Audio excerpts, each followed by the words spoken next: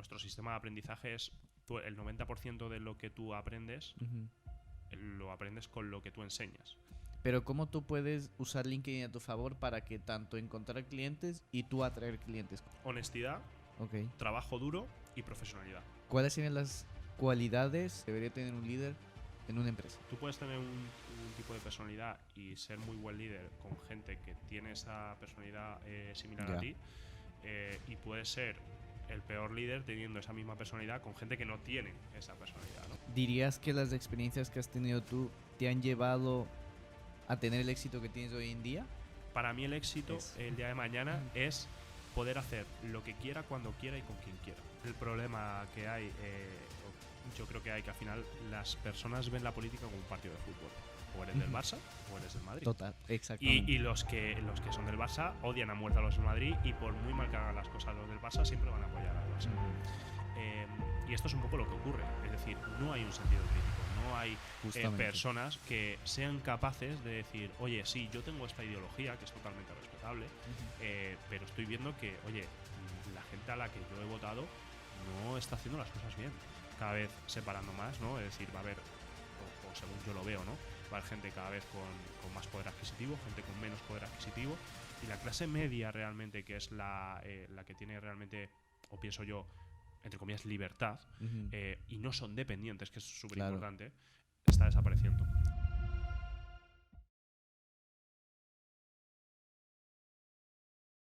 Bienvenido a un nuevo episodio aquí en Velas y Birras. El día de hoy estamos con Sergio, un chico que ha formado una empresa y con quien vamos a tratar temas de gestión empresarial, de finanzas, de economía, de las mejores estrategias que existen a día de hoy en publicidad, en redes sociales. Es un experto en este tipo de temas y con quien nos compartirá distintas experiencias que él ha tenido. También quería comentarte que hubo unos minutos de la grabación al principio donde no se grabó por problemas técnicos, pero eso no es problema porque todo el resto de la grabación está en perfecto estado.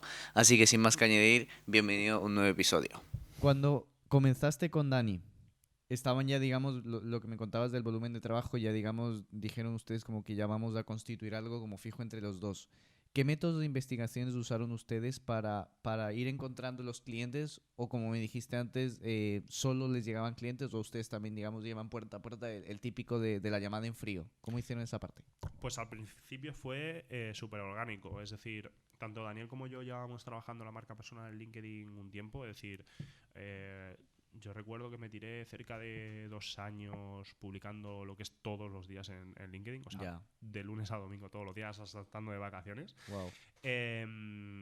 Y Dani también. Entonces, a partir de ahí, pues la gente, cuando montamos evidentemente Wyatt, fue mucho más accesible la entrada al mercado. Es decir, lanzamos Wyatt, y cuando lo lanzamos y la gente vio que estábamos en ese proyecto, mucha gente se quiso unir y quiso ser cliente nuestro, ¿no? Entonces, ¿fue una entrada fácil? Sí, fue fácil, pero evidentemente nos habíamos pegado todo el curro tiempo atrás para estar, pues evidentemente, pues 1 o 2 años, estar publicando todos los días, que la gente te conozca, que la gente te ubique, y a partir de ahí, pues ya es mucho más fácil. Si nosotros no hubiéramos trabajado, por ejemplo, la marca personal, y hubiéramos lanzado Wyatt al mercado sin más, pues nos habríamos comido un rosco, porque nadie nos conocía, nadie sabía quiénes éramos, nadie sabía lo que hacíamos, y evidentemente pues no te van a llover los clientes así como así, ¿no? Entonces hasta ahora ha sido muy, muy orgánico, muy boca a boca, muy de gente que nos conocía, etcétera. Entonces, bueno, es un poco lo que hemos hecho hasta ahora. Sí que es cierto que luego, una vez que montamos la empresa, queríamos lo que es distinguir muy bien la marca de la empresa de nuestra marca personal, ¿no? Es decir, al final nuestra visión era que Wyatt fuese un ente que estuviese por encima de nosotros, ¿no? Y hasta el día de hoy, pues todos nuestros esfuerzos han sido en cuidar mucho todos esos aspectos, ¿no? Y por el momento nos funciona, porque cuando vamos a los eventos o tal, siempre nos dicen, oye, estos son los de Wyatt, estos son tal. Muchas veces ya no saben quién publica qué, porque casi todos somos muy proactivos en LinkedIn, pero ya todo el mundo dice, estos son los de Wyatt, ¿no? Entonces, bueno, pues hemos hecho ahí, yo creo que buen trabajo. O sea, pero digamos, tú tienes tu perfil como que de marca personal en Wyatt, y aparte tienes del perfil de la empresa, digamos. Eso es, lo que pasa que al final todos... es decir, toda la gente que trabaja en Wyatt, incluido nosotros, pues tiene, oye, pues sus colores corporativos de Wyatt, su banner de Wyatt, es decir, todo tal, ¿no? Entonces, digamos que al final la forma que tenemos cada uno de nosotros de comunicar y de cómo comunica la empresa es muy similar, y lo que te hacen es asociarte, ¿no? Es decir, oye, estos son los de Wyatt. O sea, no es este es Sergio o este es Dani o este es Antonio, no. Estos son los de claro. Wyatt. O sea, ya tienes, digamos, la marca, digamos, constituida como para que la gente, por ejemplo, el signo de Nike, la gente ya sabe que es Nike sin necesidad de Efectivamente. Yo te quiero consultar aquí LinkedIn. ¿Por qué empezar por LinkedIn? O sea, a mí yo tengo una pelea con LinkedIn porque hasta ahora no entiendo, por ejemplo, he hecho varios posteos, obviamente no toda la semana como tú hiciste, creo que es la manera adecuada, pero ¿cómo tú puedes usar LinkedIn a tu favor para que tanto encontrar clientes y tú atraer clientes? ¿Cómo es la herramienta en sí de LinkedIn? Mira, yo lo empecé a utilizar por un motivo muy simple, y era, si yo publicaba recurrentemente, lo primero, me obligaba a estar actualizado, porque tenía que publicar cosas que yo supiera hacer o que yo hubiera hecho, ¿vale?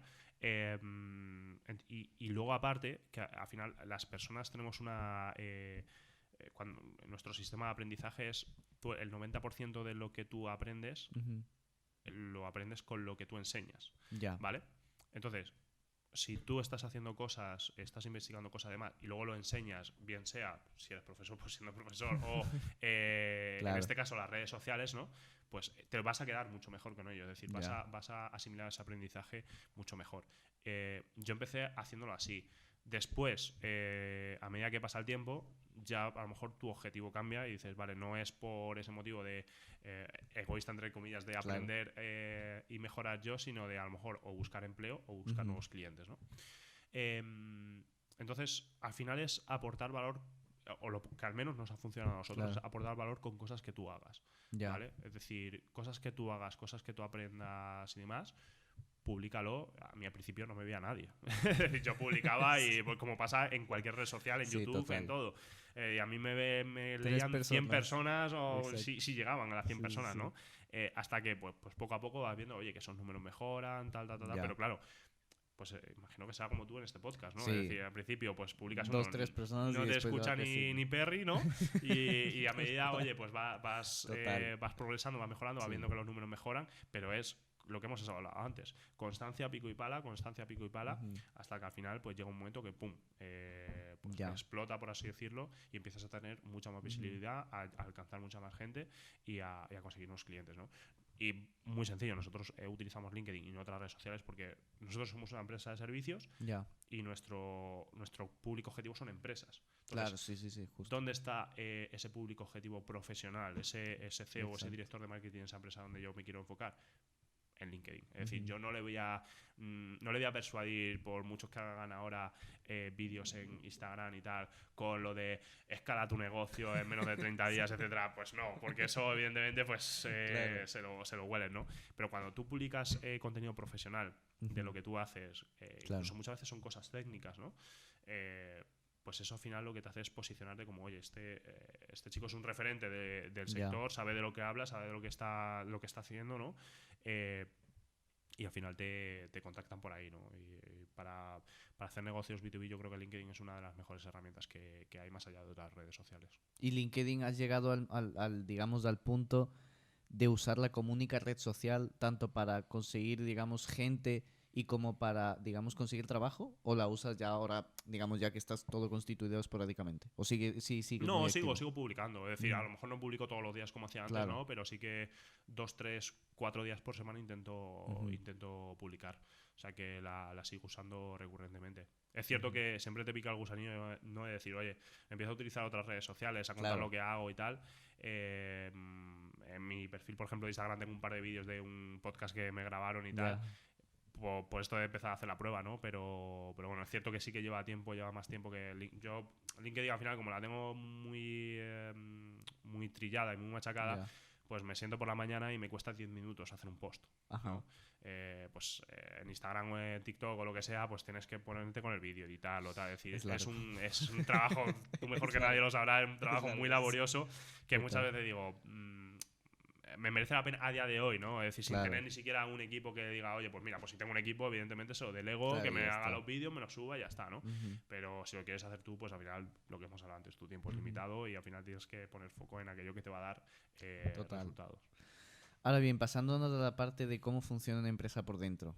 quiero saber desde cero. O sea, desde constituir una empresa, buscar personal, saber a qué tipo de personas, después vamos a ir a la parte del socio porque esa parte también la quiero tocar, pero desde construir una empresa desde cero hasta tú decir, ok, tengo esta empresa, tengo 3 personas, esta es la jerarquía, así trabajamos. Pues al principio es empezar con lo mínimo viable, es decir, vendiendo servicios y más de marketing digital, tú necesitas, literalmente, necesitas un ordenador y conocimientos, evidentemente. Aunque haya muchos por ahí que digan que no hace falta tener conocimientos de marketing digital para ofrecer servicios, no me lo creo. Entonces, un ordenador y conexión a internet, ¿no? Y las habilidades para poder vender un servicio. Claro. A partir de ahí, oye, pues cuando ya llegas a cierto volumen, ¿no? Sobre todo, muchas veces es tanto por crecimiento como por los clientes a los que quieres aspirar y por una cuestión de fiscalidad. Es decir, al final llega un momento que si tú facturas mucho siendo autónomo te cruje en vivo, entonces eso me merece la pena. Ya hemos hecho un podcast de eso. Evidentemente, entonces te merece mucho más la pena pues tener una empresa, ¿no? Que sigues pagando muchísimo. O sea, eso no quita. Aquí, efectivamente, pero bueno, digamos que por lo menos es más, más accesible en ese sentido. Y a partir de ahí, a medida que vas, cuando yo creo que cuando vendes servicios, llegas a un límite de tu tiempo, es decir, oye, yo no puedo abarcar más proyectos, necesito una persona que pueda gestionar todo este tiempo que yo tengo y yo dedicar ese tiempo a captar nuevos clientes, ¿no? Justo. Entonces, nosotros al principio lo que hacíamos, es decir, teníamos un objetivo de facturación, un objetivo de rentabilidad y básicamente a la hora de contratar a esa primera persona, que es cuanto más vértigo da, decir, oye, pues cuánto estamos facturando, cuántos son nuestros gastos, si contratamos a esta persona, qué escenario nos queda, qué pasaría en el peor de los casos si pues esa facturación aumenta o disminuye en tanto por ciento, es decir, te planteas varios escenarios, ¿no? Y al final, en función de cómo se quede esa imagen, dices tú, oye, pues contrato o no contrato, ¿no?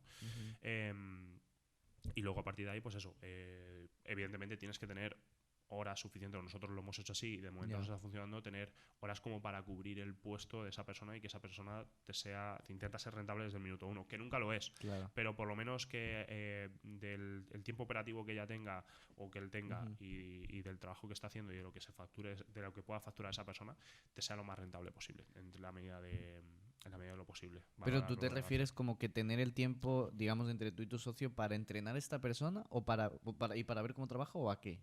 No, básicamente, es decir, tú como un trabajador tiene como máximo 160 horas al mes, ¿no? Vale.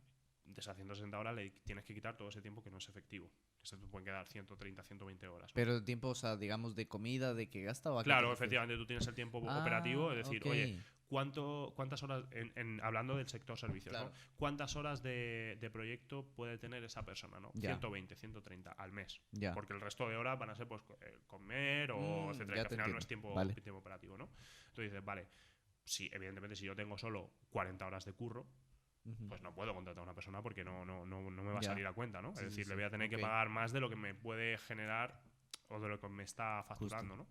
Pero cuando tú ya llegas a cierto volumen, dices, vale, yo si estoy gestionando todas esas horas operativas, no puedo dedicar tiempo a crecer. Claro. Entonces dices, vale, pues haces esa labor que te comentaba antes, es decir, te planteas varios escenarios, ves los números te salen, básicamente, o sea, contratas y digamos que te quitas de esa parte, es decir, te liberas tú de ese trabajo operativo para tú como cofundador o como empresario y demás hacer crecer la empresa, es decir, seguir cogiendo nuevos proyectos y eso es.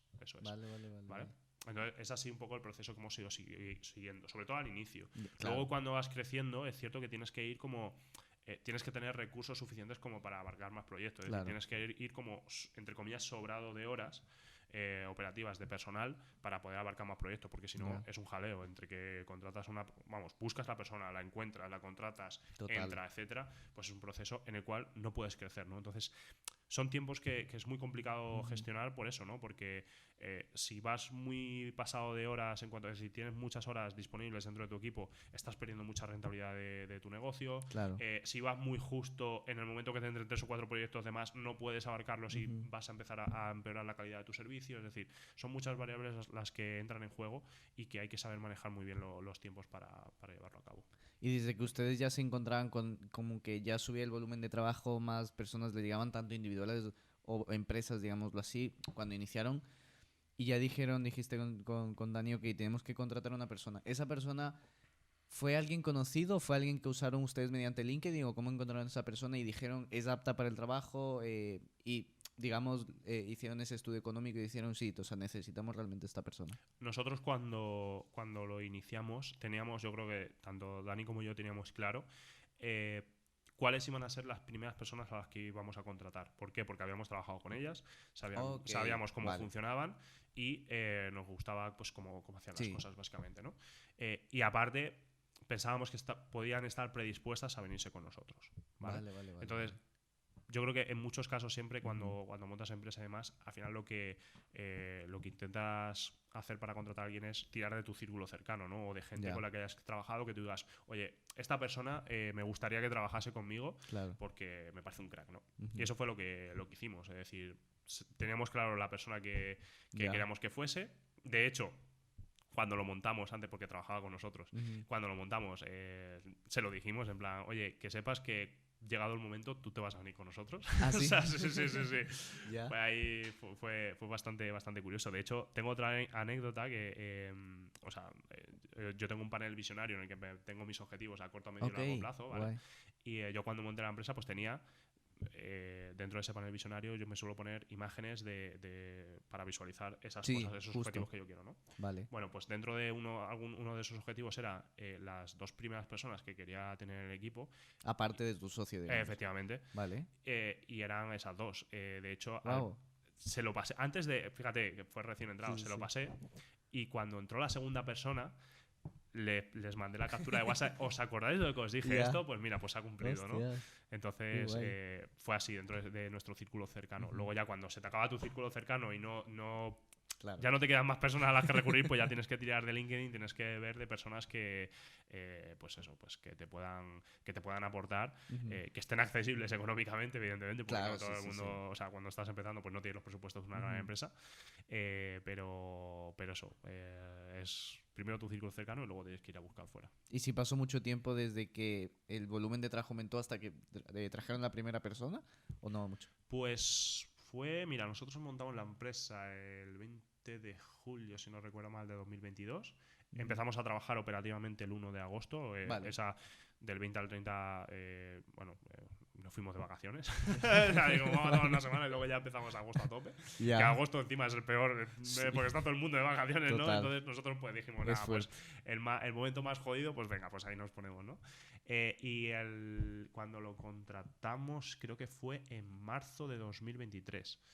Entonces, pues de agosto a marzo fue cuando empezamos empezó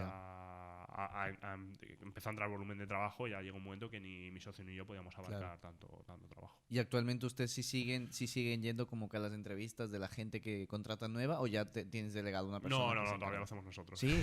Sí, la hacemos nosotros, sí. Sí, al final somos poquitos y ese trabajo todavía recae en nosotros.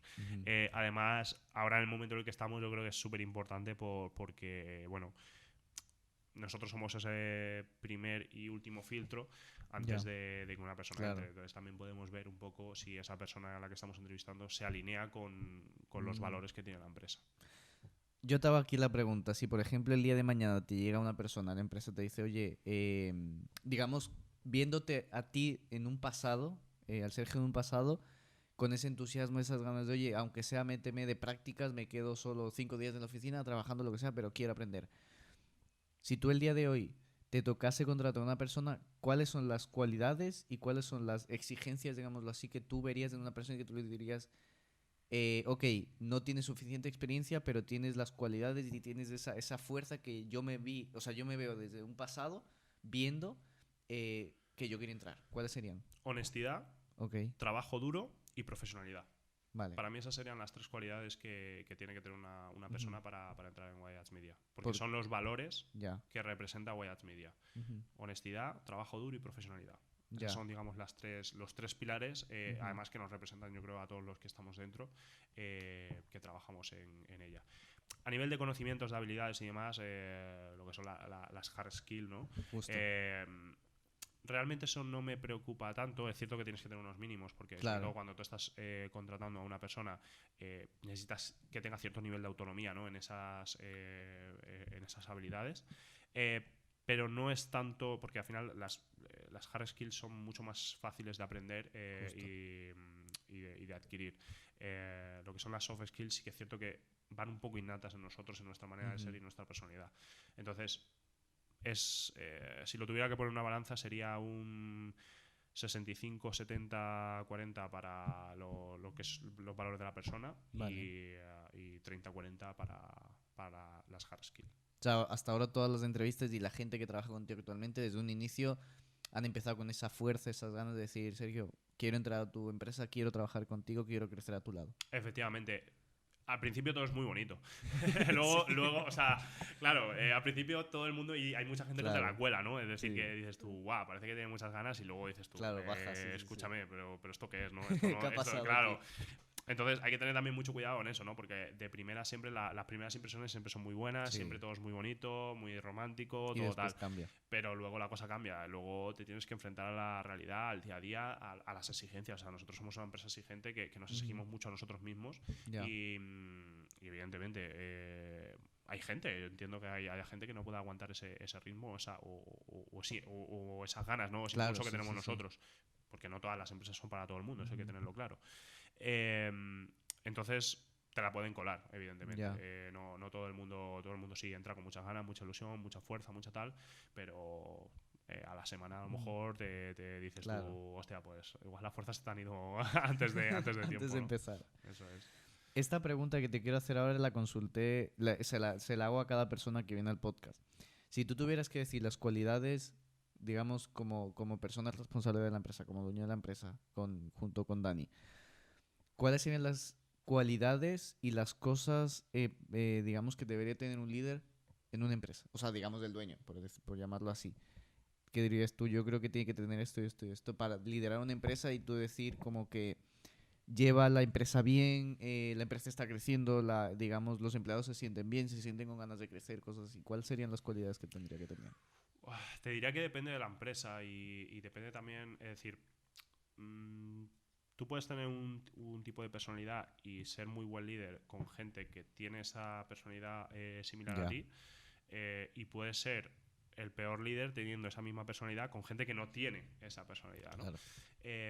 Entonces yo creo que es saber un poco tener mano izquierda con las personas, sobre todo, ¿no? De entender lo que hemos hablado antes. Cada persona es un mundo, tiene sus problemas, sus historias, y tienes que saber manejar muy bien esos puntos, ¿no? Decir, oye, estoy apretando demasiado la tuerca, la tengo que desaflojar, es decir, saber manejar esos tiempos, tener determinación, es decir, muchas veces yo creo que los que estamos al mando de las empresas o de proyectos, o incluso de algún equipo, no hace falta que seas empresario o emprendedor, tienes que tener esa determinación y no te tienen que ver dudar.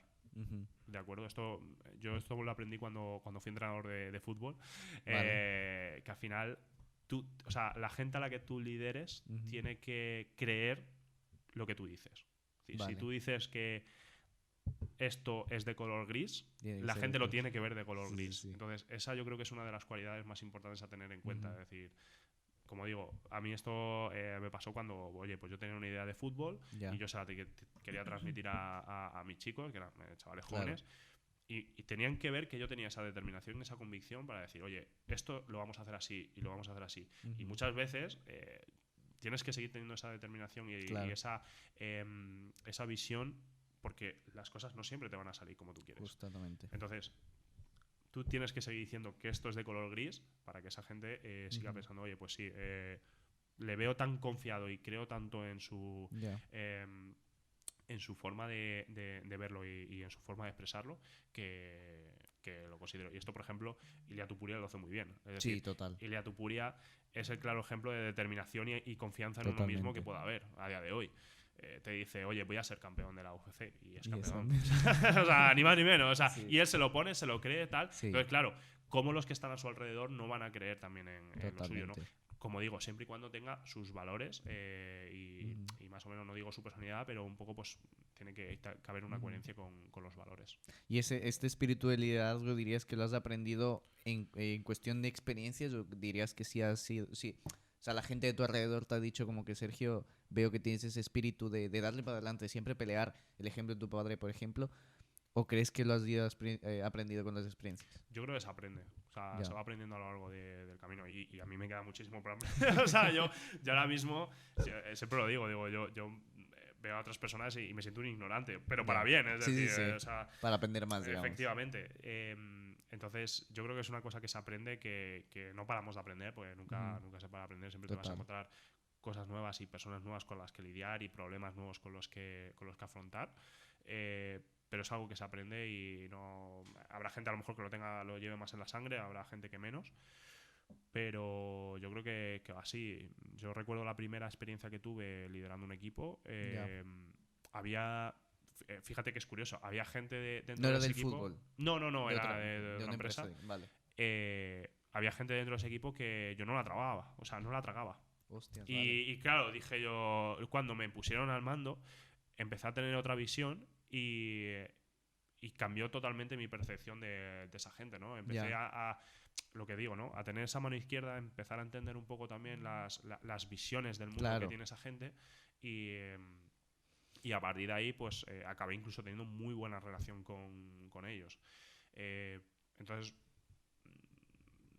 como digo, no creo que haya una fórmula mágica para ser un buen líder o no. Creo que eso se va aprendiendo, se va también teniendo esa humildad de preguntar a la gente a la que lideras, oye, ¿qué esperas de mí? ¿No? Muchas veces siempre los líderes pecan del error de, oye, yo te estoy exigiendo esto, pero nunca se preguntan, oye, ¿qué esperas tú de mí? ¿No? ¿Qué expectativas tienes tú de mí como líder? Antes estabas tocando un tema que me parece súper importante, porque actualmente a mí, por lo menos en Instagram, todos los días veo 10 publicidades de eso. Los famosos gurús de te voy a enseñar en 30 días a ganar 30.000 euros. Puede ser que te toque el día de suerte, que sí, que llegues en 30 días a ganar 30.000. Partiendo de aquí, yo te hago la pregunta. ¿Crees que existe la receta perfecta para ser un empresario exitoso? ¿O que la vida te va a decir, tienes que ir por este camino y ya está? No creo nunca en las recetas mágicas, y sobre todo dentro de nuestro sector, porque nunca, o sea, aunque seas el mejor en algo, nunca... Creo que es muy osado garantizar resultados, sobre todo cuando estás ofreciendo un servicio, ¿no? O estás vendiendo un producto. Creo que al final también la vida y tus circunstancias te van conduciendo un poco a aquello donde quieres parar, pero siempre lo comparo con una partida de cartas. Es decir, yo a mí que me gusta mucho el mus, no sé si conoces el mus. ¿No? Bueno, pues o el póker, me da igual. Vale, sí. A ti te dan una serie de cartas en la vida y tú con esas cartas tú tienes que jugar. Es decir, y tienes al lado uno que tendrá unas cartas, pero no sabes si las tiene mejores o peores o tal. Entonces, tú tienes una serie de cartas y tú con esas cartas tienes que ser lo suficientemente pícaro o bueno para jugarlas. Es decir, puede haber alguien que tenga unas cartas increíbles, no las sepa jugar y pierda la partida. Y tú puedes tener unas cartas mediocres, normales, y por tu habilidad, por tu picardía, por tal, ganar la partida, porque has conseguido pues o engañar al que está al lado, o hacerle pensar que tú tienes mejor que él o tal, ¿no? O tener las peores cartas del mundo y más o menos pues acabar la partida en un punto intermedio, ¿no? Entonces, al final yo creo que es eso, es saber un poco jugar las cartas que a ti te tocan, a cada persona le tocan unas cartas y hay que saber jugarlas. ¿Dirías que las experiencias que has tenido tú te han llevado a tener el éxito que tienes hoy en día? ¿O que esas han venido de raíces y tú las has ido descubriendo? Porque, por ejemplo, yo he estado leyendo en tema de desarrollo personal. Es que toda persona, todo ser humano tiene como que esas habilidades dentro, pero que no siempre las descubrimos y que van saliendo a la luz conforme vamos teniendo experiencias, conforme van pasando cosas en nuestra vida y te dices, oye, pues mira, tengo esta habilidad y no la sabía y la quiero ahora utilizar para mejorar en mi vida. Yo creo que hay muchas que las descubres. Lo que hablábamos antes de la resiliencia, yo la descubrí con la operación que tuve de rodilla, ¿no? Al final es una operación en la que yo ni me imaginaba el dolor que se pasa en esa operación y la recuperación, lo tedioso que es, lo larga que es. Y, o sea, si a mí me hubieran preguntado o hubiera sabido yo ese dolor y ese tiempo que tardas hasta que te recuperas y estás 100% bien, antes de haberlo pasado, a lo mejor te hubiera dicho, ni de coña puedo pasar por ahí, o sea, no sería capaz de soportarlo. Y yo creo que al final cuando te expones a ellos, lo sacas adelante. Me pasó también cuando me fui de Erasmus, que me fui además con con gente extranjera para forzarme a hablar inglés. Aunque sí, eso lo he hecho yo también. Efectivamente, o sea, yo pues me lo hubieran dicho 2 años antes y te hubiera dicho, ni de coña me voy, tío, qué pereza con lo bien que se vive aquí, tal. Encima te vas a Polonia, que es frío, lluvia, tal. Y cuando vives la experiencia de fuerzas y tal, dices, hostia, pues sí que era capaz de hacerlo. Y ya a partir de ahí vas afrontando retos cada vez mayores, ¿no? Va muy vinculado a lo que hablábamos antes de los problemas. Cuando tú te vas enfrentando a distintos problemas, los problemas al final en la vida cada vez son mayores. Sí, o sea, nunca van a menos, siempre van a más, ¿no? Entonces, cada piedra que te encuentras en el camino va siendo más grande y la vas superando, y la vas superando, y te vas viendo y diciendo, hostia, pues sí que soy capaz de hacerlo. A lo mejor hace un tiempo pensaba que ni sería capaz y ahora resulta de que sí, ¿no? Entonces, yo creo que también lo vas descubriendo, vas viendo a medida que pasa la vida y a medida que te enfrentas a los problemas y esas habilidades, ¿no? Y dices, oye, pues pensaba que esto no sabía hacerlo, no iba a ser capaz de hacerlo y resulta que sí. ¿Qué pasos o guías te has hecho tú para, digamos, seguir manteniéndote en el proceso, en el rumbo al que quieras llevar tu empresa? Digamos, yo que sé, el 2024 me pongo un objetivo de facturar 10 millones del año. ¿Qué pasos, qué guías y cómo has seguido esto a rajatabla?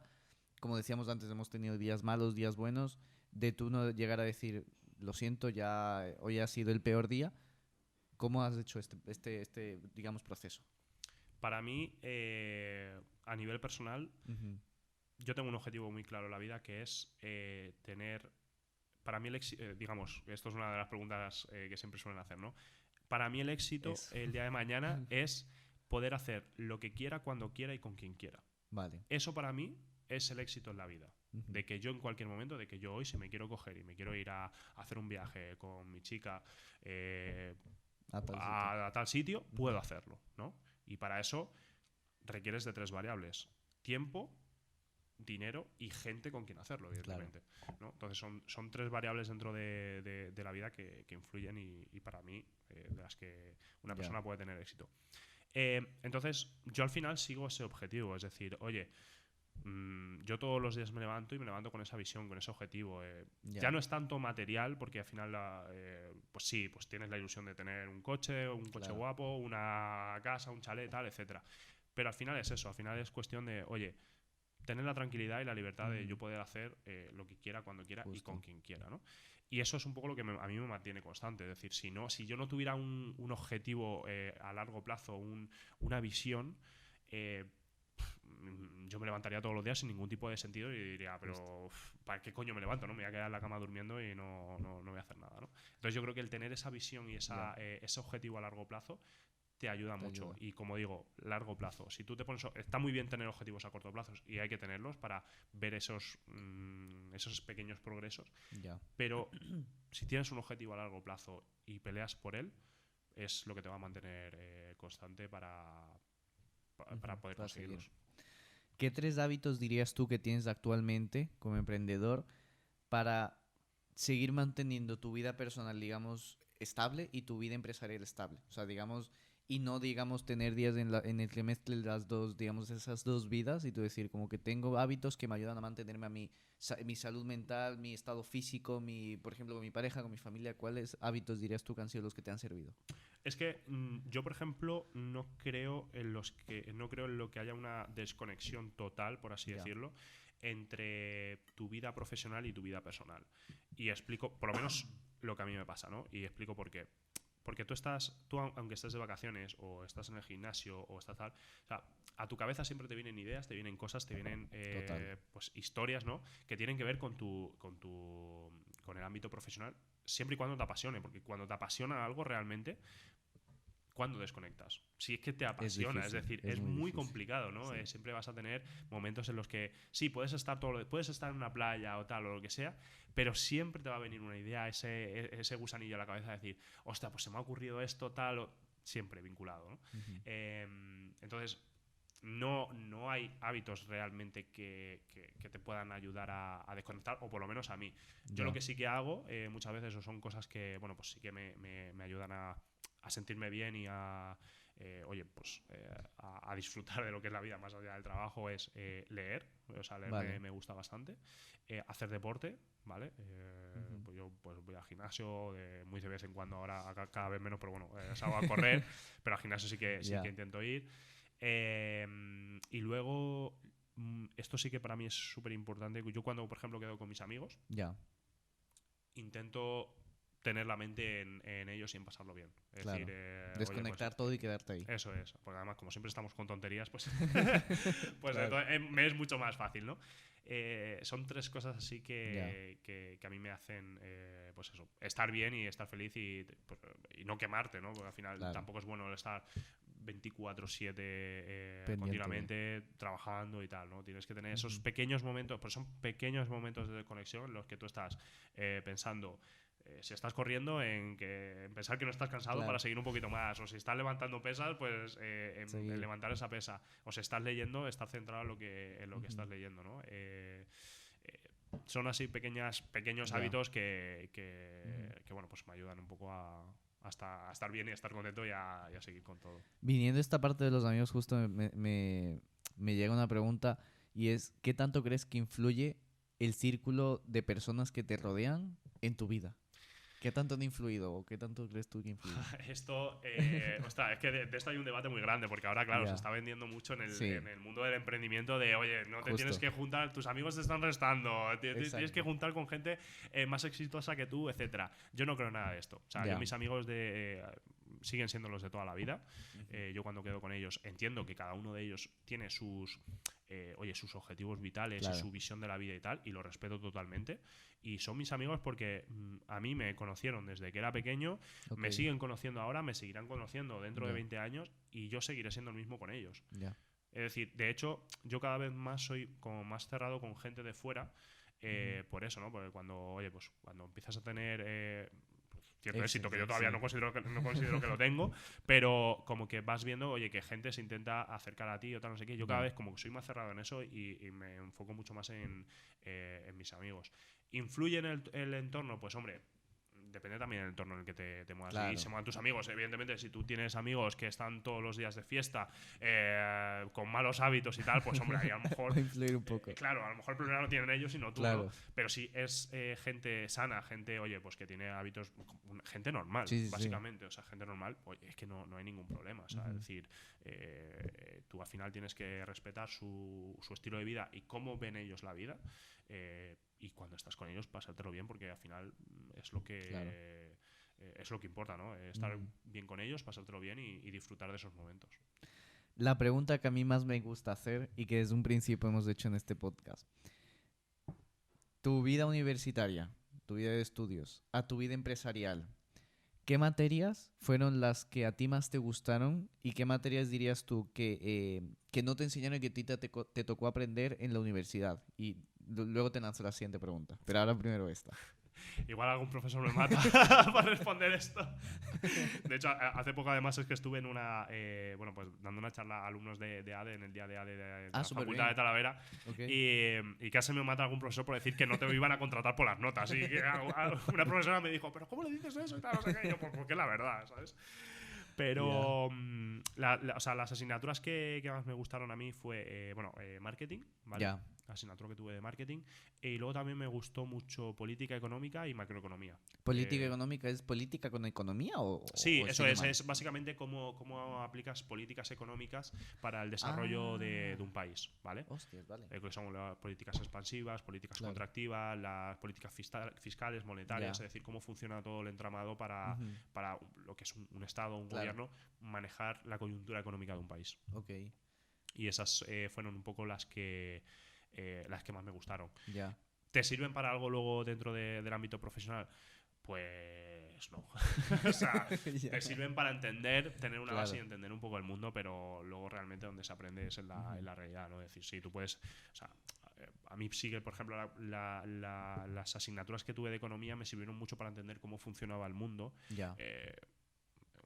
Y aquí pues eso, pues siempre, claro, entre comillas, porque si te fijas solo o te quedas con lo que te enseña en la universidad, pues te quedas con una visión muy amplia y muchas veces un poco distorsionada de lo que es la realidad, ¿no? Entonces siempre tienes que contrastar con fuentes que no vengan de lo que es la universidad. Pero sí que me sirvió eso, me sirvió para entender cómo funcionaba el mundo, cómo funcionaba la economía, qué pasaba cuando había ciertas cuestiones, ¿no? Y fue un poco las que más me sirvieron. Y las que menos me sirvieron para mí fue, por ejemplo, la parte de contabilidad, ¿vale? La parte de contabilidad. Y no es que no me sirviera a nivel teórico, pues sí, a nivel teórico está muy bien, pero a nivel práctico no te sirve. Es muy diferente. Es decir, tú haces contabilidad en un papel. Entonces tú, Claro. ostras, que esto se puede enseñar igual. Y sí, la teoría la tienes que saber, pero joder, enséñala en una herramienta, ¿sabes? Enséñala en algo en lo que te vayas a enfrentar luego. Claro. Es decir, ¿de qué me sirve a mí estar haciendo asientos de tal para aprender la base? Pero ¿y no las puedo aprender igual en un programa? Exactamente. Entonces, para mí esa fue una de las que menos me sirvió. Y luego otra, que tampoco me sirvió para absolutamente nada, fue la parte de, por ejemplo, creo que era finanzas corporativas, creo, que se enseñaba fatal. O sea, yo no aprendí absolutamente nada, porque te da finanzas corporativas una persona que no ha gestionado finanzas de una empresa en la vida. Sí. Dices tú, claro, te enseña lo que viene en un libro, pero eso se traduce luego a lo que es la realidad. Justo. Ni de coña. Cuando me tengo que enfrentar a la finanza de mi empresa, digo, tengo que aprender yo con los recursos que tengo por ahí, pero no porque me lo hayan enseñado antes, ¿no? Entonces, está muy obsoleta, sobre todo la parte de administración y dirección de empresas.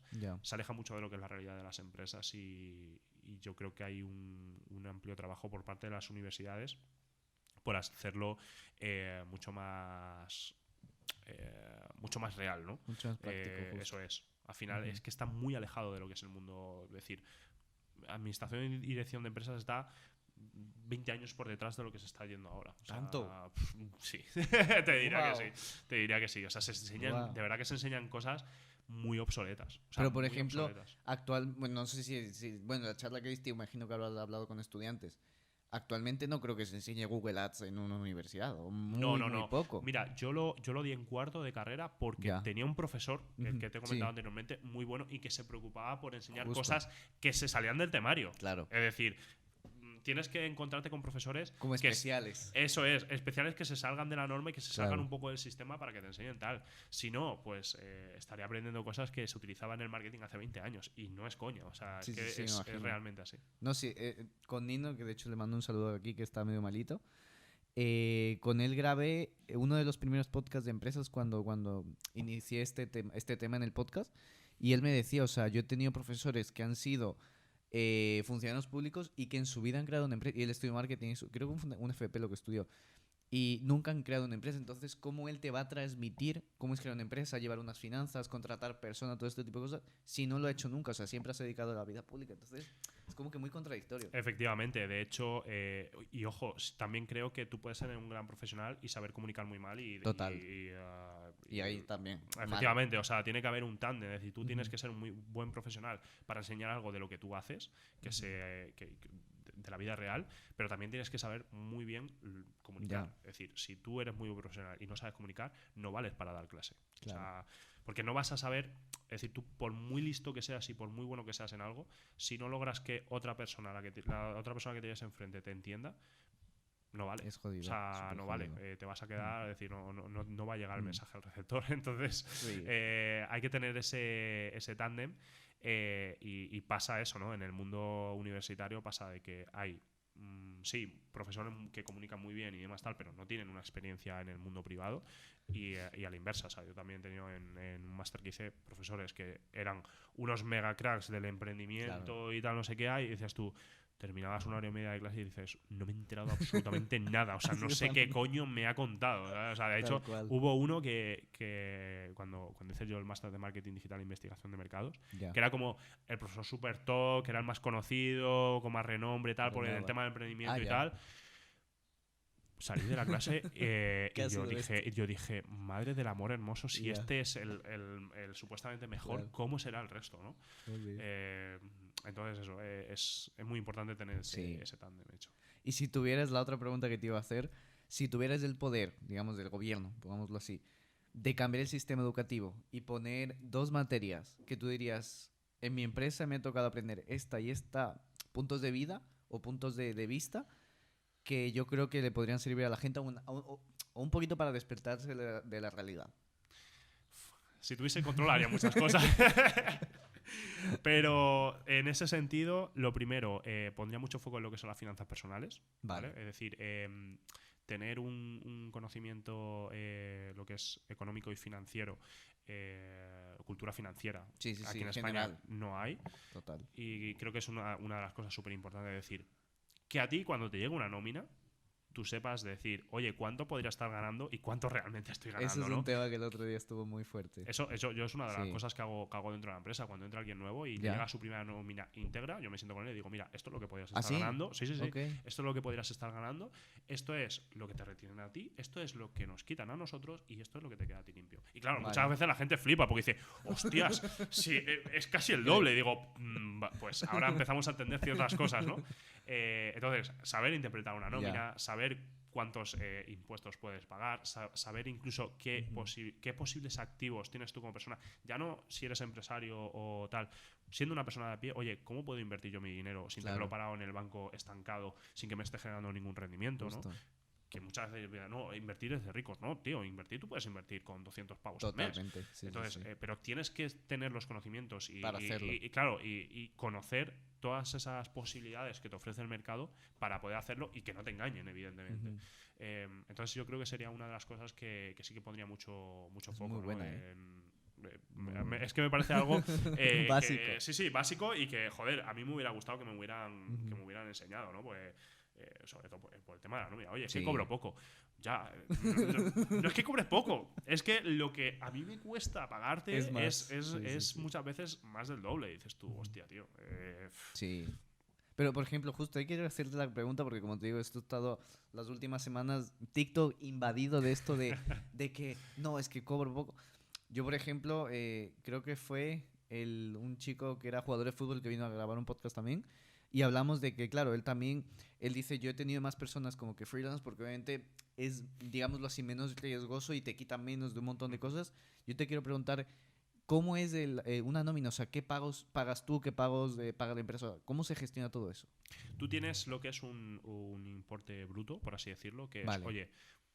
Un sueldo mínimo, pongámosle. Sí, tú tienes como un sueldo mínimo, un sueldo, ¿vale? Pero tú tienes el bruto, ¿vale? Es decir, ahí entra todo lo que tú vas a pagar al trabajador, lo que le retienen a él y lo que te quitan a ti como empresa. ¿Vale? Hay esas tres variables. Entonces, luego por un lado tú tienes lo que le retienen al trabajador, ¿vale? Lo que la seguridad social se queda.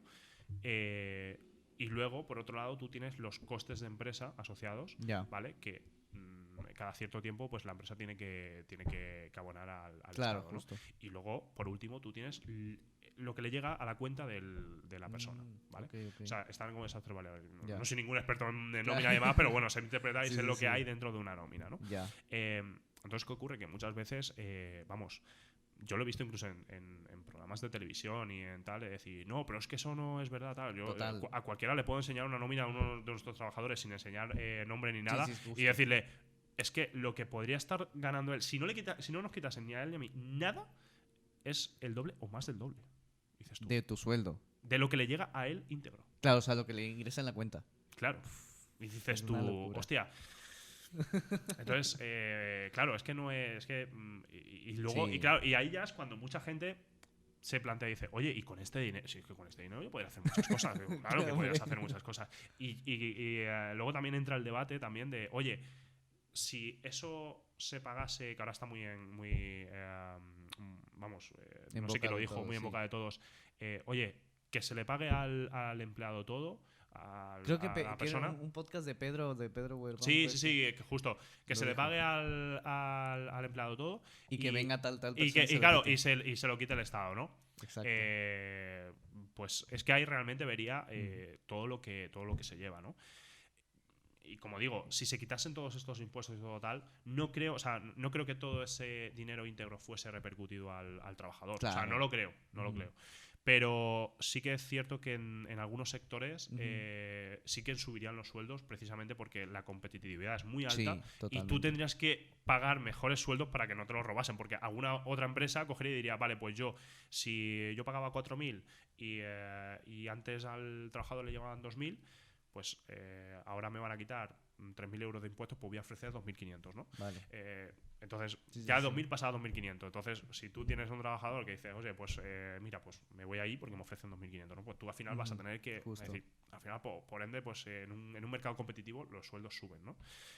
Y no por ende, pues repercute lo que es el coste de empresa. Sí, de hecho creo que cuando subió Pedro ese reel, creo que fue al día siguiente, ya salieron las noticias, todo el bombazo, y yo hice una historia, o sea, yo estaba sentado allí, hice una historia en la televisión, y claro, no puse nada, o sea, solo lo etiqueté a él y lo reposteo, y un montón de gente como que después grabé varias historias dando mi opinión, y un montón de gente X me empezaron a llegar mensajes diciendo sí, que ni sé qué, que esto es lo típico, o sea, que no tiene razón, que esto es un robo, que ni sé qué. Sí, no, o sea, es una locura. Sí, es una locura. Como digo, o sea, yo no creo que se pueda vivir en una sociedad en lo que no haya, o sea, sí que creo que haya que pagar impuestos, pero joder, tú ves luego, claro, pero es que además tú luego ves los escándalos en los que se gasta el dinero y dices tú, hostia, tío, que a mí no me importa pagar cuando yo tengo, cuando va la sanidad, la educación, que el cliché, ¿no? Supone, que sí, oye, hay típico. sanidad, educación, carreteras, tal, y dice, pero joder, si es que cada vez va peor. Sí. Y dices tú, entonces, ¿dónde coño se está yendo el dinero, tío? O sea, yo estoy pagando aquí un montón de pasta, la gente está pagando un montón de pasta, la gente cada vez vive peor, ¿y dónde se está yendo el dinero? Si los servicios que tú estás justificando por el que se pagan los impuestos no existen, están yendo cada vez peor, dices tú, peor, hostia puta, aquí está fallando algo, ¿sabes? O sea, hay algo no va bien. Efectivamente, o sea, esto es un melón muy gordo que esto, pues si sacas clic de aquí, pues habrá gente que no nos ponga a parir, ¿no? Pero es así, es la realidad. O sea, y el que lo quiera ver, perfecto. El que no lo quiera ver, pues que siga con la venda a los ojos, ¿no? O sea, esto es así. Hemos entrado en un tema que a mí me gusta. Fuerte, pero creo que hay que hablarlo y despertar a la gente un poco.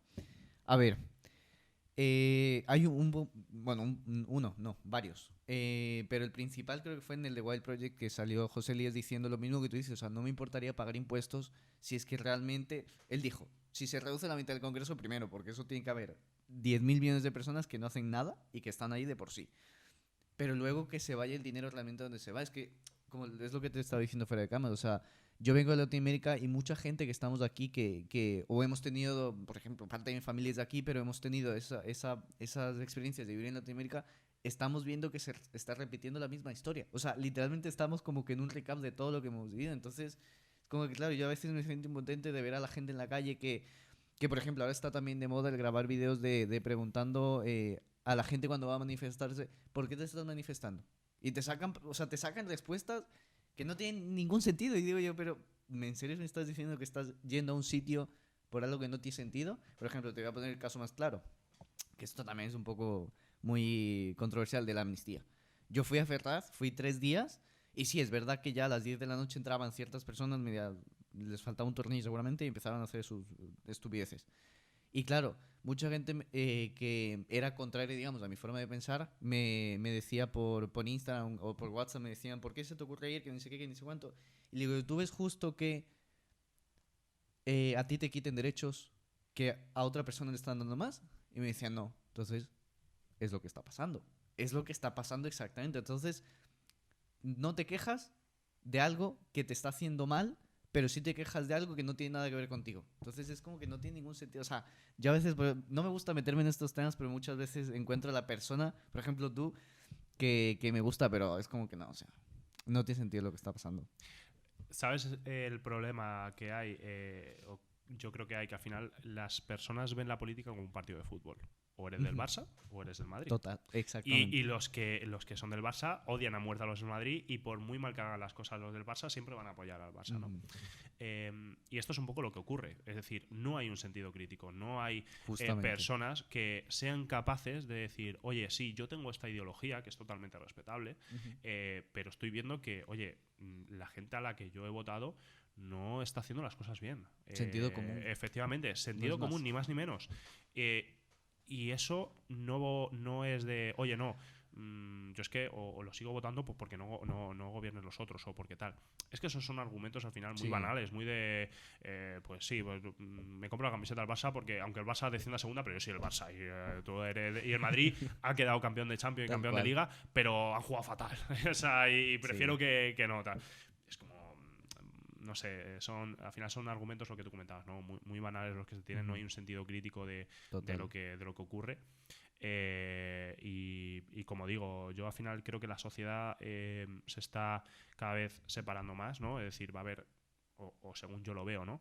Va a haber gente cada vez con más poder adquisitivo, gente con menos poder adquisitivo, y la clase media realmente, que es la que tiene realmente, o pienso yo, entre comillas, libertad, y no son dependientes, que es súper importante, está desapareciendo. Totalmente. Esto para cualquier gobierno es la hostia, porque dice, cada vez tengo más gente dependiente, más gente que cuanto más le dé yo, pues más me va a votar y más voy a seguir en el poder. Pero esto va tanto para un partido, yo creo, para un partido como para otro, porque al final es una cuestión de ¿qué quiere un político?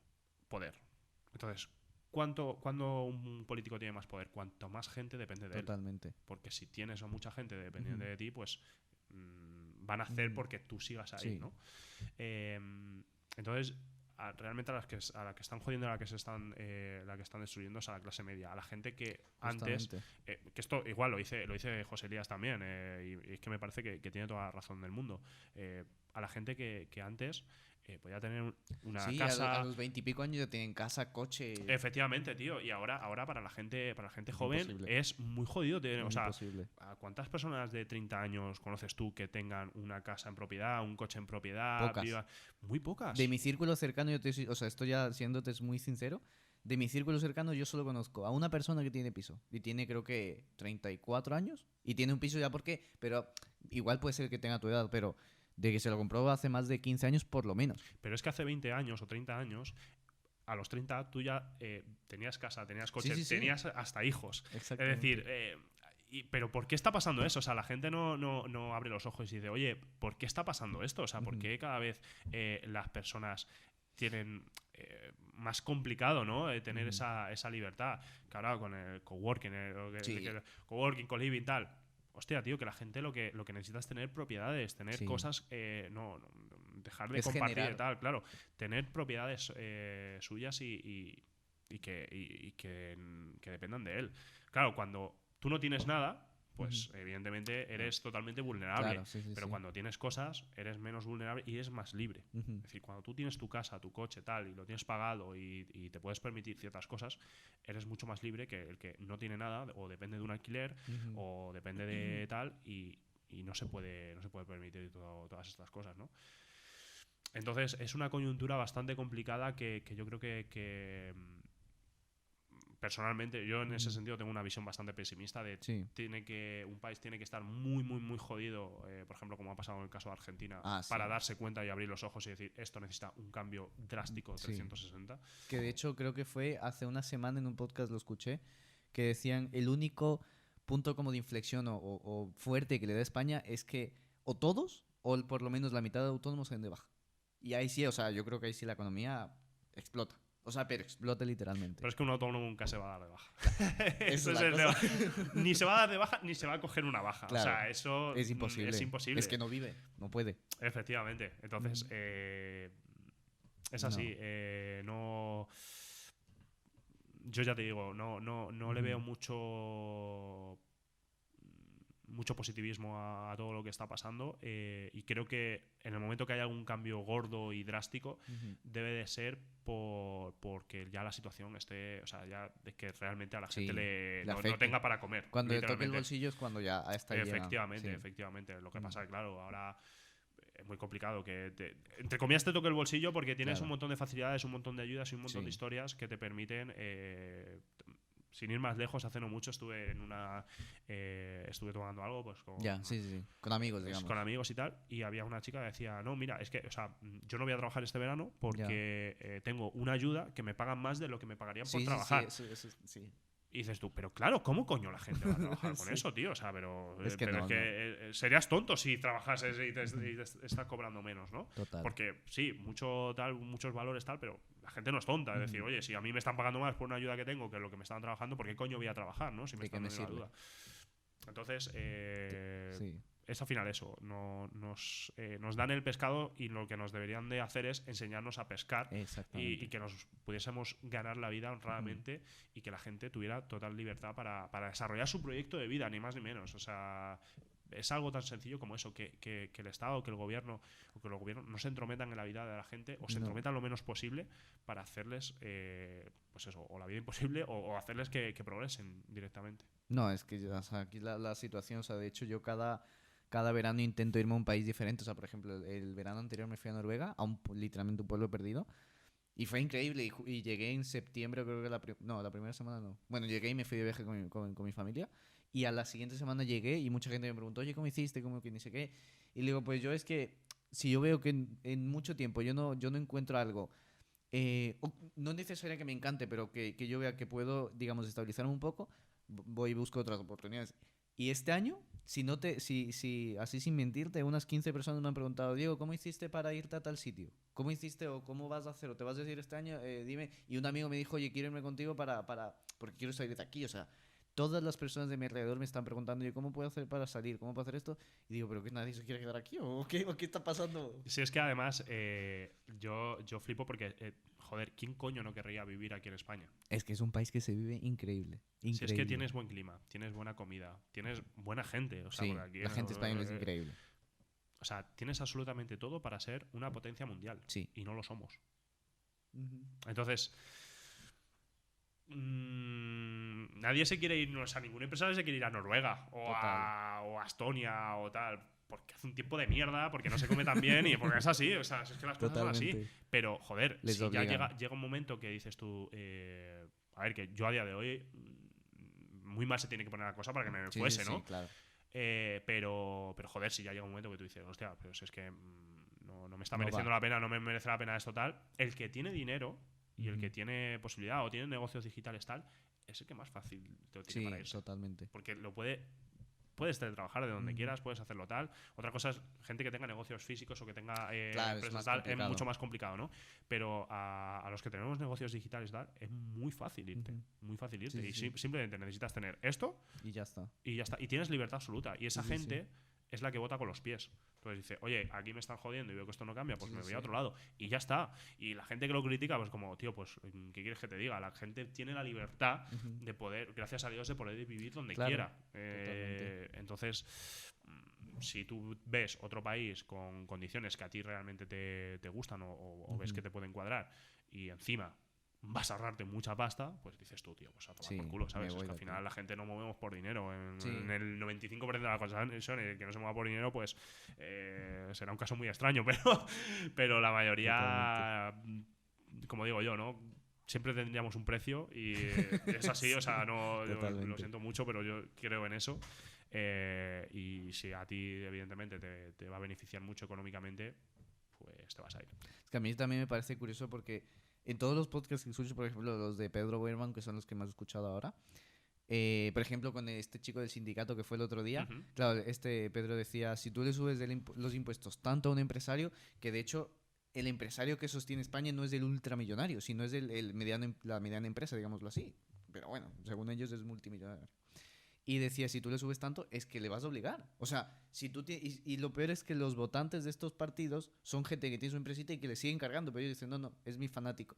Y en un video de un chico que se llama Rescue, salió de la calle a preguntar a gente de una manifestación, ¿por qué votas al partido? Por tal razón, que tampoco era una razón como que vacía. Y decía, ¿volverías a votar aún así se descubra? Sí, yo siempre, toda la vida voy a votar. Claro. No. Es lo que hablábamos antes. Es fanatismo ya. Efectivamente. Además, a ver, el enemigo común, todo Estado, todo gobierno que tal, siempre necesita tener un enemigo común, ¿vale? Total. Y en este caso, oye, pues los ricos, las grandes empresas y tal, no sé qué. Pues sí, las grandes empresas realmente son las que más fácil lo tienen para pagar porcentualmente menos impuestos. Total. Porque tienen esa capacidad de poder hacerlo. Un autónomo, una empresa pequeña y tal, está limitado tanto por sus conocimientos como por su tiempo y por los asesores a los que puede acceder. Entonces, claro. Yo no tengo ni puñetera idea a día de hoy si este gasto o esta cerveza me la puedo meter como gasto y quitármela o no. O no lo hago porque soy tonto y digo tal. Y otras empresas dicen, oye, pues si haces esto, lo mueves tal, pues lo pueden hacer. Claro. Es así. Entonces, no es un enemigo común. El enemigo común es el muñeco que te ponen, el muñeco de paja que te ponen para que le mires, te fijes y no te fijes en lo que hay detrás, ¿no? Y es eso, o sea, realmente es que en España lo que lo sostiene son los autónomos y la pequeña empresa. Entonces, pues Tiene que pasar algo, el enemigo común es este, pero realmente el que está jodiendo es estás jodiendo al que, que está a tu mismo nivel, digamos. Es que no hay más. No hay más.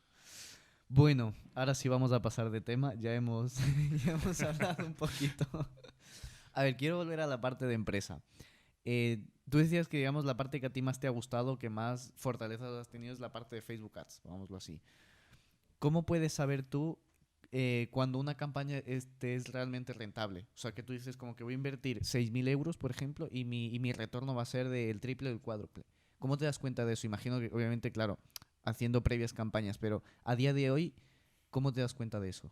O sea, nunca puedes lanzar una campaña sin saber o sea, no puedes predecir nunca la rentabilidad que va a tener. Nunca. Vale. O sea, es imposible. A no ser que tengas una cuenta con mucho histórico, que tengas muchos datos y puedas decir, bueno, pues más o menos si hago esto va a ser aproximadamente de tanto, ¿no? Es decir, siempre vas a tener un rango. Entonces nunca lo vas a poder anticipar. Lo que sí que puedes o que debes hacer es calcular muy bien las rentabilidades. Vale. Es decir, sobre todo cuando tú estás trabajando con e-commerce, tú necesitas saber cuál es el retorno mínimo que tú necesitas para que tu cliente o si es para ti mismo empiece a ganar dinero. ¿Vale? Entonces, jugando con eso sí que puedes pues evidentemente generar bien de dinero, pero nunca a priori vas a poder estimar cuánto ROAS, ¿no? Que es el retorno de inversión publicitaria, vas a poder tener. Es muy complicado. A nosotros muchas veces nos piden estimaciones de, oye, pues cuánto tal, no sé qué. Justo. Es muy complicado. O sea, nosotros siempre decimos a los clientes, oye, yo te lo puedo hacer, pero que sepas que es humo. O sea, claro, es literalmente humo, porque voy a hacer así. Y ya está. Oye, ¿cuánto quiero facturar yo como empresa? 1 millón, vale. ¿Lo voy a conseguir luego? Pues no tengo ni puñetera idea. O sea, claro, puede ser que sí o puede ser que no. Son estimaciones. Entonces nunca lo puedes saber. La parte de branding, por ejemplo, sí, tú puedes saber la parte dentro del marketing digital que se enfoca en publicidad enfocada a branding. Ahí sí que puedes hacer unas estimaciones de, oye, ¿a cuántas personas voy a poder impactar?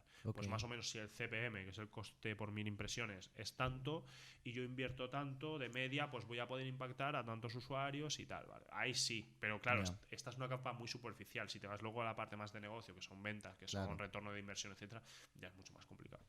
Y por ejemplo, hablando de las campañas, ¿cuál dirías que a día de hoy, o cuánto mejor dicho, has invertido en la campaña más costosa y que también al mismo tiempo más retorno te ha traído?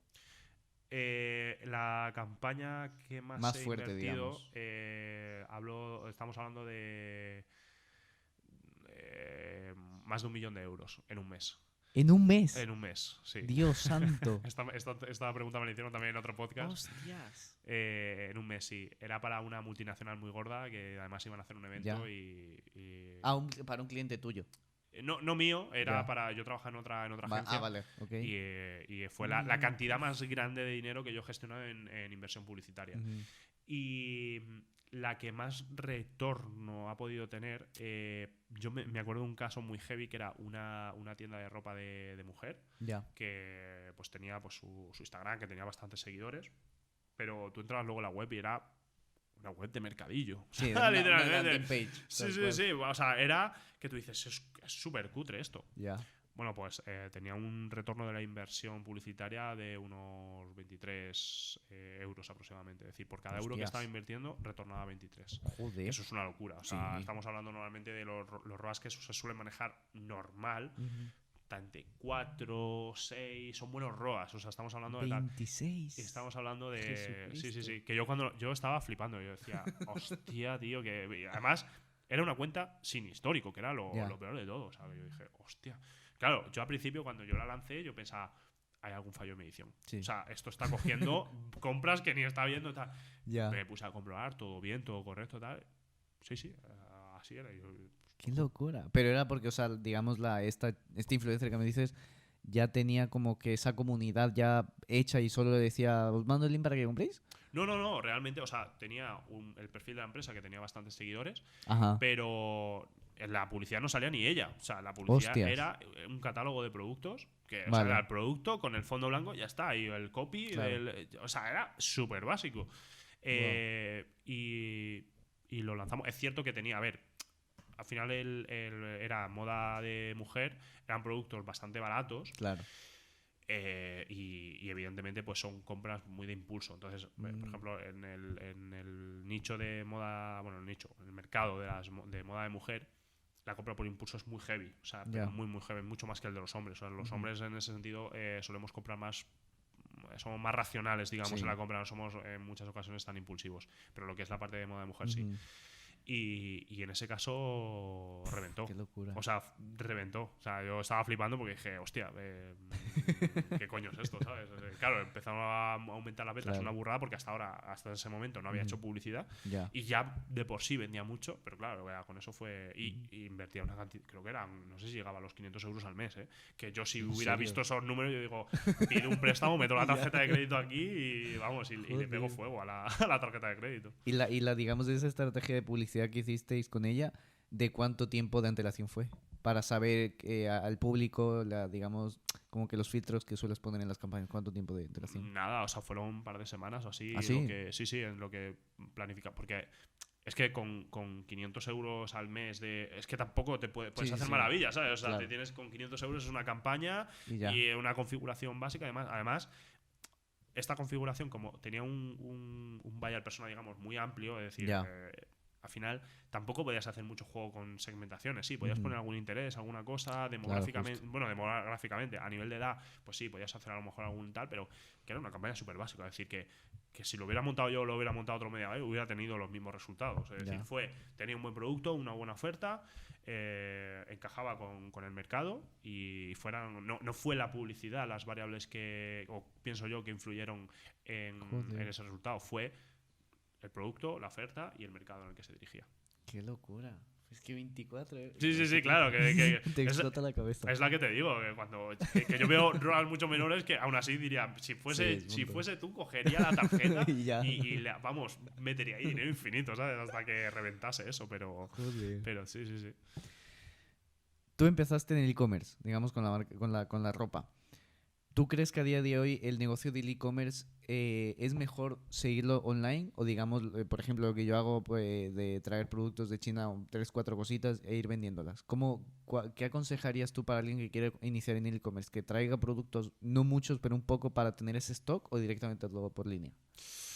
O sea, ¿te refieres a dropshipping? Justo. A ver, yo no creo mucho en el modelo de dropshipping, sobre todo si vas o tienes pensado hacer un negocio a largo plazo, ¿vale? Porque al final el dropshipping es coges un producto ganador, lo quemas y ya está, ¿vale? Pero no puedes brandear un producto. Entonces, a mí me gusta más la parte de brandear un producto, de coger un producto o una línea de productos y hacer una marca con eso y que esa marca crezca, ¿vale? Porque eso realmente es lo que va a tener valor. Si no, sí vas a tener un negocio en el que vas a ganar pasta, pero no va a ser lo que hablábamos antes. No lo vas a poder llegar a otro nivel. ¿Sabes? Es decir, si tú creas una marca con unos determinados productos y los empiezas a vender y tal, eso va a empezar a crecer, vas a empezar a generar marca y de cara a futuro vas a tener una empresa que va a valer mucho dinero. De la otra manera, tú estás vendiendo productos y sí, puedes estar ganando pasta y de hecho para aprender pues está muy bien y generas tal, pero no tienes esa posibilidad, ¿no? De llegar a ese nivel. A mí lo que me gusta, que no tiene por qué ser lo que le gusta a otra persona, pero es o lo que me gustaría es coger productos, o lo que hice yo en su momento, coger productos, traerlos aquí, tener cierto stock y a partir de ahí venderlos. Porque así también vas a controlar un poco, lo primero vas a controlar el producto y vas a controlar en cierta medida lo que es la entrega y la cercanía con la que tú tienes con el cliente. ¿Vale? Entonces ahí ya vas a poder tener mucho más feedback de, oye, pues cojo esta empresa de envíos porque me lo envían tanto, puedo personalizar el packaging, le puedo al principio, sobre todo, oye, pues le voy a meter esto dentro del packaging como regalo, como obsequio, para que la entrega sea mucho más personalizada, le aporte mucho más valor, etcétera, ¿no? Bueno, hasta aquí me ha encantado el podcast. Ha sido uno de los podcasts más top. Ha estado guay, sí. Además hemos tratado ahí cosas varios interesantes temas, que nunca me habían preguntado, al final. ¿No? No. Además, en el sector del marketing digital hay muy buenos empresarios y muy buenos emprendedores. Y parece que siempre cuando nos entrevistan siempre nos preguntan de campañas o de tal, pero no nos preguntan de negocio. Y vamos, yo soy uno de los que está más por debajo, pero hay muy buenos empresarios y muy buenos casos de éxito aquí en España de gente que ha montado pues sus agencias, sus consultoras y demás, o la sigue teniendo con un gran volumen, o las ha vendido y tal, y esa gente pues creo que puede aportar también mucho valor a lo que es el ecosistema del emprendimiento. Es justo, o sea, yo el primer episodio que lo grabé con un amigo que es arquitecto, digamos, yo he hablado justo de estos temas. O sea, mi idea con esto fue como que sacar esa gente, digamos, oculta, por llamarlo así, los empresarios que han tenido su recorrido, pero que no han salido tan a la luz. Por ejemplo, ahora se está poniendo ya de moda que los empresarios ya mayores de muchos años, como José Elías, que ha hecho su podcast, tiene su canal de YouTube, sus redes sociales, pero como que conocer esa gente que todavía está en oculto y decirle, oye, quiero preguntarte cómo has hecho esto, cómo has llegado a donde estás, porque creo que es importante y creo que a la gente que está empezando en el emprendimiento, en la empresa, le puede venir bien tus consejos, tu ayuda y todo. O sea, claro, hay un podcast que yo lo sigo mucho, porque además se llama Escalando Agencias, que entrevistan a personas que tienen... Pero no sí, lo hacen Corti y... Ay, no me acuerdo del nombre del otro hombre. Pero bueno, que son... o sea, entrevistan básicamente a personas que tienen con sus agencias o con sus consultoras digitales y les preguntan básicamente cómo han hecho para crecer, ni más ni menos. Entonces, joder, para mí es la hostia, porque yo escucho gente de referencia de tal, de cómo lo ha hecho, cómo ha llegado hasta ahí, cómo se organizan internamente y tal. Y dices tú, hostia, aprende mucho, no solo de negocio, sino de tu sector y de cómo hacen otras empresas, incluso que en un futuro pueden llegar a ser competencia, cómo lo hacen, ¿no? Entonces, está muy guay y yo creo que retroalimenta mucho el ecosistema. Sí, es que así también, claro, o sea, a gente que está, como te digo, empezando, como que saber qué errores no tendría que cometer o de qué cosas podría aprender. Creo que es lo mejor. Claro, es que al final hay muchas entrevistas de, pues eso, de emprendimiento y tal, y son cosas al final muy genéricas. Sí. Cuando tú personalizas un poco lo que es el contenido y dices, oye, pues en el caso de, oye, pues servicios, ¿no? O de productos, tal. Es que no tiene nada que ver, porque al final cada negocio es una casuística distinta y te vas a encontrar con retos muy distintos. Es decir, no tiene nada que ver vender productos con vender servicios, absolutamente nada que ver. De hecho, los que solemos vender servicios, se nos suele muy mal vender productos propios. O sea, los del resto los vendemos muy bien, pero los nuestros propios no sabemos hacerlos, ¿no? Entonces, al final tiene muchas diferencias y está bien, pues eso, matizarlas y que le pregunten uno bajo su experiencia ¿qué ha hecho? Y su recorrido, pues lo que ha hecho y lo que le ha servido. ¿Cuál es para ti o cuál podría ser el futuro del marketing digital? Con todas las cosas que están siendo nuevas, por ejemplo, con esto del tema de Google, de Facebook Ads, ¿cuál sería para ti el futuro del marketing digital en una empresa? No voy a decir la IA, porque eso ya sería lo topicazo. Pero ahora, mira, por ejemplo mi socio y yo estamos trabajando en un pequeño proyecto que ha surgido muy improvisto, de una herramienta que te permita dentro de las plataformas digitales no optimizar para e-commerce, no optimizar al ROAS, sino a POAS, es decir, al beneficio por venta, ¿vale? Si tú al final el ROAS lo que te da es, vale, de lo que tú has ganado un producto, de lo que vale, pero luego de ese producto tiene unos costes asociados al producto y tú te llevas un porcentaje de esa venta, ¿no? Y las plataformas publicitarias de hoy sí tú puedes optimizar a ROAS, pero ir un pasito más allá y decir, oye, yo tengo una campaña con 20 productos. De esos 20 productos, cuáles realmente me están siendo rentables y cuáles no, cuáles están siendo esos productos cancerígenos, ¿no? ¿Para qué? Para poder, oye, pues si esos productos cancerígenos no me están siendo rentables, quítalos de la campaña o mételos en un conjunto o en otra campaña que te sea o que por los datos te sean rentables esos productos, porque en esta, por el CPC o por el CPM o por lo que sea, no te están siendo rentables, ¿no? Pero tú dices como que quitarlos, por ejemplo, digamos, inicias con los 20 y a la semana te das cuenta que ya 3 no son, los quitas y los pasas a otra campaña. Eso es, porque han tenido a lo mejor mucha impresión y mucho gasto tal, y el beneficio que te han dado la venta de esos productos en relación a lo que se ha invertido no es positiva, ¿no? Y aparte de eso, luego poder automatizarlo, es decir, que no un gestor de cuentas pueda o tenga que fijarse en eso, sino de que sea automático de, oye, si este producto me está generando un POAS inferior a 1, mándamelo a esta campaña, y si en esta campaña me sigue generando un POAS menos de 1, elimínamelo, porque no me interesa promocionarlo, porque estoy perdiendo pasta con ese producto, ¿no? Es decir, es un pasito más allá a nivel de optimización de campañas publicitarias y de que puedas profundizar un poquito más en los datos y en el beneficio. Pues, oye, un ROAS 6 ¿es bueno o malo? Pues depende del margen que tengas. Pero puedes tener un ROAS 6 que te sea muy bueno para un producto, pero para otro estés palmando mucha pasta, ¿no? Entonces, dentro de lo que es esto es una de las patas de la publicidad digital, ¿no? De cómo veo yo un poco ese futuro. Y luego, por otro lado, está que hace un par de días también estuvimos en un evento de CDP Explorer que hablaban de, bueno, una de las herramientas que se está poniendo ahora de moda, aunque todavía queda mucho es decir, está muy incipiente, es un CDP. Un CDP lo que te hace es orquestar toda la data de tu negocio, tanto de marketing como de comercial, ¿vale? Y te permite activar, por así decirlo, en distintas plataformas para que el mensaje sea lo más personalizado posible de cara a tu cliente. Hostias. ¿Qué ocurre? Que esto evidentemente está hecho a día de hoy para empresas con un gran volumen de datos. Claro. ¿Vale? Con un gran volumen de clientes. Esto evidentemente para una pyme pues no lo puede aprovechar al 100%, pero hay algunos casos de uso pues muy potentes. El otro día, por ejemplo, vimos el caso de uso de Orange. Orange al final tiene como su personalización de productos dentro de su página web, es decir, la personalización de la oferta, perdón, no ofrecen la misma oferta ni siquiera para un producto a un cliente que a otro.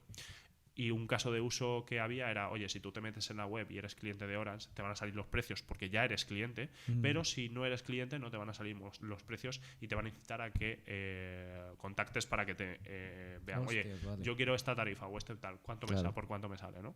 Es uno de los casos de uso. Ya te identifica y te personaliza la experiencia de compra en función del tipo de usuario que tú seas. ¿Por qué? Porque te unifica toda la data. Y pasa lo mismo también para plataformas publicitarias, pues pasa a lo mismo. Es decir, en función de toda la data que tú tengas recogida de ese usuario, te personalizará un mensaje u otro y te hará la mejor oferta, ¿no? Por ejemplo, otro caso de uso también que vimos es el de Hotel Barceló. Hotel Barceló al final tiene pues una serie de buyer persona muy, muy distintos. Claro, y ¿qué se hace normalmente en un hotel? En un hotel, cuando o abandonas un carrito o no finalizas tal, oye, pues te hacemos una oferta de un descuento, tal. Oye, ese descuento, si yo, por ejemplo, eres un ejecutivo y has dejado, no has terminado el proceso de checkout en la web, ¿te va a interesar más un descuento o te va a interesar más que yo te haga una oferta de una cena en un sitio VIP tal? Claro. ¿Sabes? ¿Qué pasa? Que si tú no tienes toda esa data unificada y lo puedes orquestar de alguna manera en base al histórico también de ese cliente, no puedes lanzar ese mensaje personalizado, ¿no? Entonces, yo creo que es un poco a donde va esa ultra mega personalización del mensaje y de la experiencia y de la oferta que tú puedas lanzar a los clientes. Pero como digo, esto es algo que el evento era su segunda edición este año, la primera fue el año pasado. Está empezando a haber ya casos de uso de empresas donde se puede implementar, y yo creo que es un poco hacia donde vamos. Esta parte de esta herramienta me pareció súper interesante porque eso es como llegarte directamente con lo que a ti como el caramelito, boom, ya está. Efectivamente, es como, oye, tú en base a tu histórico, ¿qué necesitas? Es decir, tú has sido cliente nuestro, has tenido un histórico, tal, ¿hacia dónde va esto? Hubo también, ahí dentro del sector de los hoteles, hubo también hay un proyecto que todavía no ha salido, yo creo que todavía no ha salido a la luz, y es que nos lo dijo, estuvimos reunidos con el hombre, lo dijo, era el Netflix de los hoteles, ¿no? Que era al final una plataforma en la que tú entras en Booking, ¿no? Y tú al final en Booking pues tienes un montón de opciones y un montón de historias y tal. Y con esta plataforma lo que hacía era, tú entras, desde el momento que entras en esa web, hay una algoritmia detrás que empieza a recolectar datos y en función de los hoteles que tú veas, el tipo de, pues si ves hoteles o apartamentos, de qué tipo de estrellas, en qué ubicaciones, etcétera, la personalización que tenían en la web era ad hoc para ti. Es decir, igual que pasa en Netflix, que tú entras y ves las series que te pueden interesar, tal pues exactamente lo mismo, pero para la parte de hoteles. Es decir, si tú evidentemente siempre vas a hoteles de 3 estrellas, pues no te van a mostrar uno de 5. Claro. Es decir, te van a mostrar 3 y además te van a mostrar porque justo pues vas a hoteles de 3 estrellas que tengan un desayuno incluido y que estén a unos 15 kilómetros del centro, por ejemplo. Entonces, pues está muy top, yo cuando vi el proyecto, la verdad que aluciné bastante. Es cierto que es para entrar al mercado es algo como muy nuevo y es como todo lo nuevo para el mercado. Será duro la entrada al mercado, ¿no? Pero a mí me impresionó bastante el proyecto y dije, hostia, está muy bien tirado porque al final eso, tú entras en Booking y si te pones a pensarlo, ¿cuánto tardas desde que entras en Booking hasta que haces una reserva?